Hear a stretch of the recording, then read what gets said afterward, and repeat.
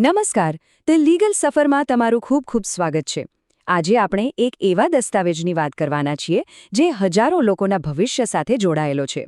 અને આ વિષય એવો છે ને કે જેમાં એક નાનકડી ભૂલ કે પછી અધૂરી માહિતી વર્ષોની મહેનત પર પાણી ફેરવી શકે છે. જી હા, આજે આપણે ઊંડાણપૂર્વક સમજીશું નોન ક્રિમિલેયર સર્ટિફિકેટને.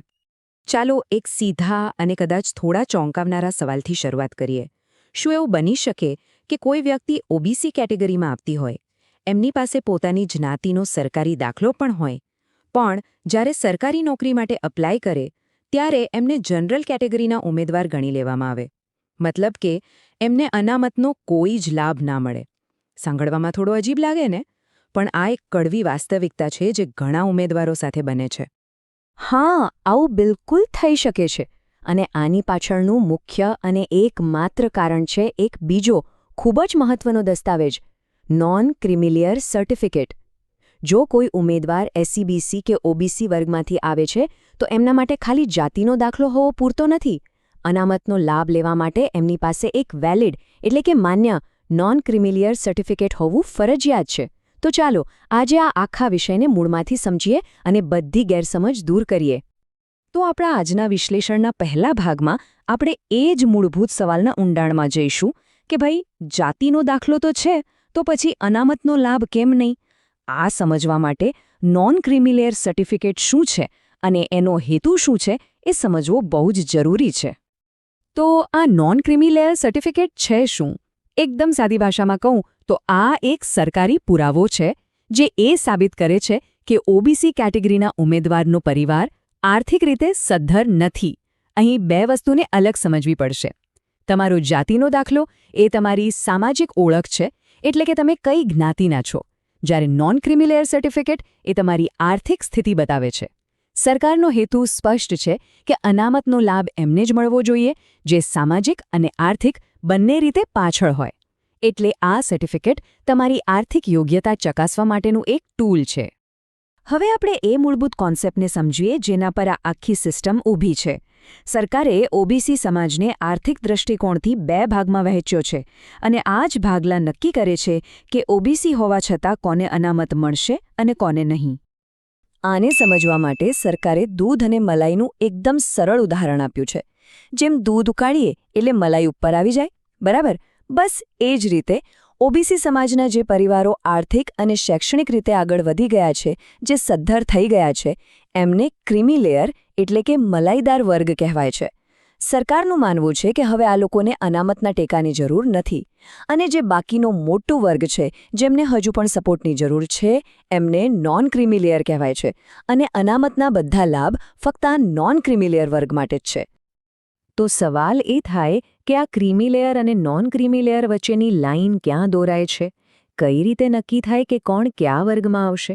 તો એ લાઇન છે પરિવારની વાર્ષિક આવક.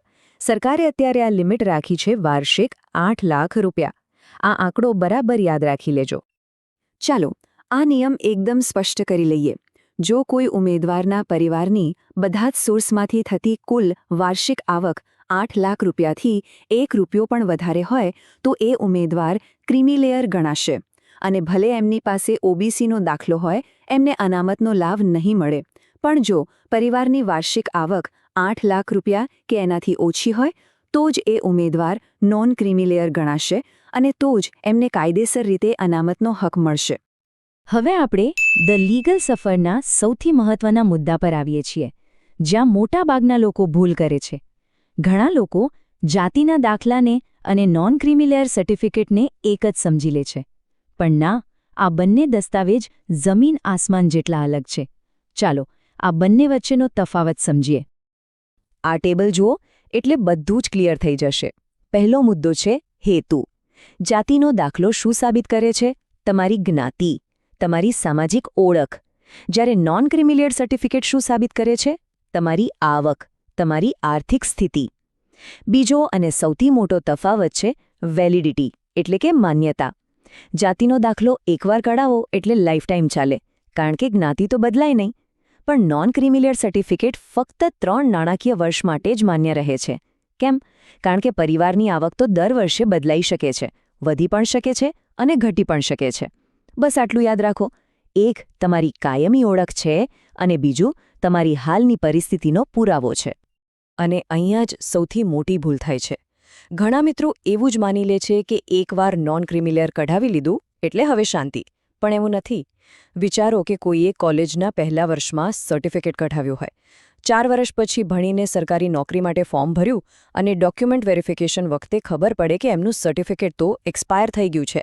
બસ આટલી નાની ભૂલ અને અનામતનો લાભ હાથમાંથી ગયો.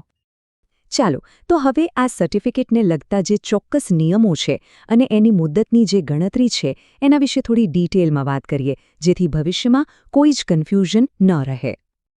નિયમ પ્રમાણે નોન ક્રિમિલેયર સર્ટિફિકેટની માન્યતા 3 નાણાકીય વર્ષની હોય છે.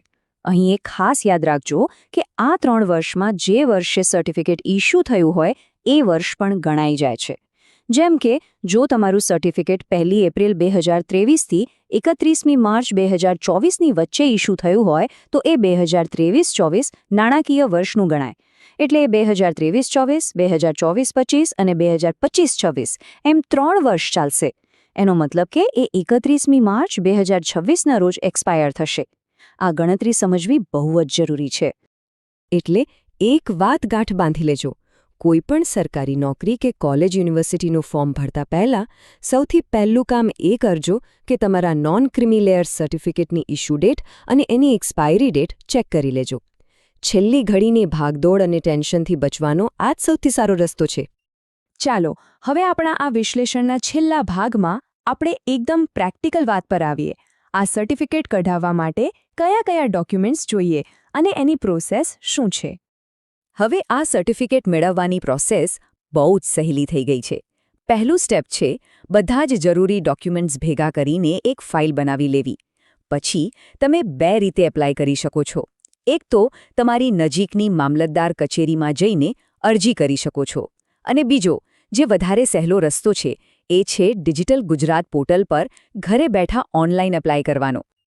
એપ્લાય કરતી વખતે તમારે કેટલાક મુખ્ય પુરાવા આપવાના હોય છે, જેમ કે રેશન કાર્ડ, રહેઠાણનો પુરાવો જેમ કે લાઇટ બિલ કે આધાર કાર્ડ, ઉમેદવારનો પોતાનો જાતિનો દાખલો અને સૌથી અગત્યનો પુરાવો છે પિતા અથવા વાલીનો આવકનો દાખલો, જે મામલતદાર ઓફિસમાંથી ઇશ્યુ થયેલો હોય. યાદ રાખજો, આખી પ્રોસેસનો આધાર જ આવકનો દાખલો છે.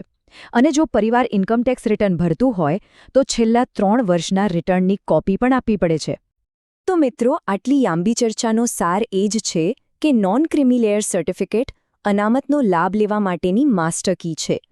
હવે એક સવાલ તમારી જાતને પૂછો, શું તમારું નોન ક્રિમિલેયર સર્ટિફિકેટ આજે વેલિડ છે? જો તમે SCBC-OBC કેટેગરીમાં આવો છો અને ભવિષ્યમાં સરકારી નોકરી કે એડમિશન માટે પ્લાન કરી રહ્યા છો તો આજે જ તમારું સર્ટિફિકેટ ચેક કરી લેજો.